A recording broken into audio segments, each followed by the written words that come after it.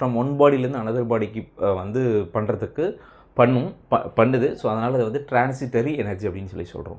So எனர்ஜியில் 2 விதமான types இருக்குது. ஒன்று வந்து பார்த்திங்க அப்படின்னா நான் சொன்னது தான், ஒன்று பொட்டன்ஷியல் எனர்ஜி, அதாவது இதை வந்து ஸ்டோர்டு எனர்ஜின்னு சொல்லுவாங்க.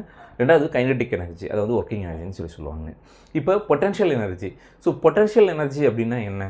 ஸோ பொட்டன்ஷியல் எனர்ஜி அப்படின்னா இப்போ ஒரு இது வந்து எனர்ஜி இந்த பாடியில் வந்து பார்த்திங்க அப்படின்னா அந்த எனர்ஜி எப்படி இருக்கும் அப்படின்னா பிகாஸ் ஆஃப் இட்ஸ் பொசிஷன் ஒரு கான்ஃபிகரேஷனால் இருந்துச்சு அப்படின்னா அது பொட்டன்ஷியல் எனர்ஜின்னு சொல்லுவோம். ஸோ இப்போ வந்து ஒரு சிம்பிள் ஒரு 2 எக்ஸாம்பிளில் நம்ம சொல்லுவோமே.